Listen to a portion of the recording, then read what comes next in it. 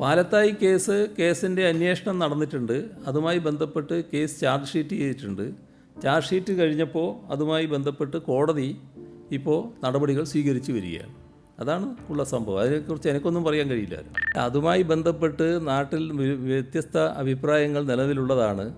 ആ കാര്യം സംബന്ധിച്ച് എന്താണ് സംഭവിച്ചത് എന്ന് പരിശോധിക്കും. പാലത്തായി കേസിനെ കുറിച്ച് നാട്ടിൽ രണ്ട് അഭിപ്രായമുണ്ടെന്നാണ് ആഭ്യന്തരമന്ത്രി കൂടിയായ മുഖ്യമന്ത്രി പിണറായി വിജയൻ പറഞ്ഞത്. ഏതാണ് ആ രണ്ടഭിപ്രായം? 10 വയസ്സുള്ള ഒരു കുഞ്ഞ് സ്വന്തം അധ്യാപകനാൽ പീഡിപ്പിക്കപ്പെട്ടു എന്നാണ് അതിലൊരു അഭിപ്രായം.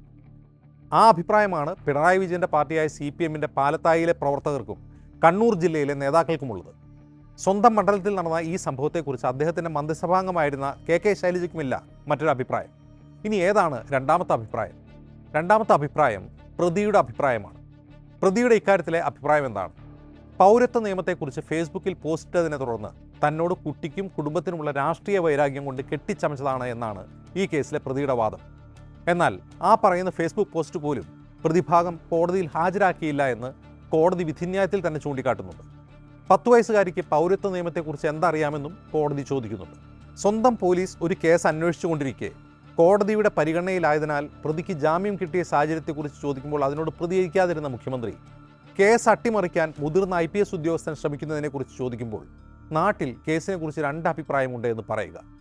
പാലത്തായി കേസിൽ മുഖ്യമന്ത്രി പിണറായി വിജയൻ്റെ പക്ഷം ഏതാണ് എന്ന് ഈ പ്രതികരണത്തിൽ നിന്ന് വെളിപ്പെടുകയാണ്. പോലീസ് ഈ കേസിൽ തുടക്കം മുതൽ നടത്തിയ അട്ടിമറിയുടെ കാരണം എന്താണ്? പ്രതി പത്മരാജൻ രാജ്യം ഭരിക്കുന്ന പാർട്ടിയുടെ പ്രാദേശിക നേതാവാണ് എന്നതുകൊണ്ടാണോ? ന്യായമായും അങ്ങനെ സംശയിക്കാം. പോലീസിലെ RSS സ്വാധീനത്തെക്കുറിച്ച് വലിയ തോതിൽ വിമർശനം ഉയർന്ന സമയത്തായിരുന്നു ഈ കേസന്വേഷണം നടന്നത്.